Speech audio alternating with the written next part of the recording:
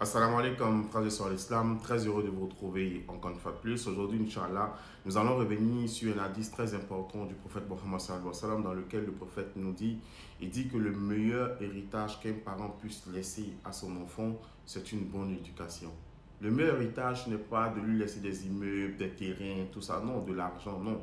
C'est une bonne éducation. Parce que, wallahi, si tu laisses beaucoup d'argent comme héritage à ton enfant, beaucoup de maisons, de terrains, de biens matériels à ton enfant, qui n'a pas une bonne éducation, cet enfant va utiliser ces biens-là pour aller désobéir à Allah subhanahu wa ta'ala, pour aller jouer au casino, pour aller, subhanallah, mettre ça dans des choses illicites, dans la drogue et j'en passe.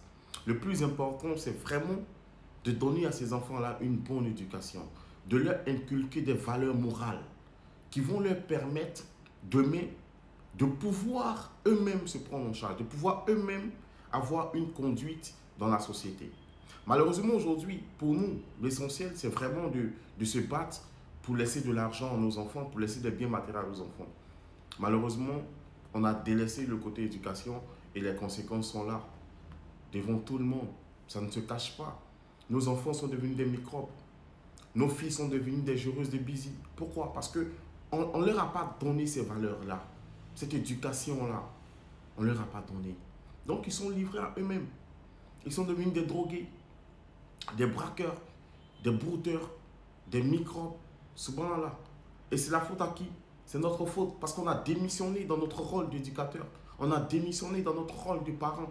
Pour nous, un parent, c'est seulement donner à manger à l'enfant, lui donner un toit et puis qu'Allah, c'est fini. Non, le plus important, c'est vraiment de lui donner une bonne éducation. Et moi, j'ai tendance à dire, avant même de préparer l'avenir de tes enfants, il faut que tu prépares tes enfants pour l'avenir.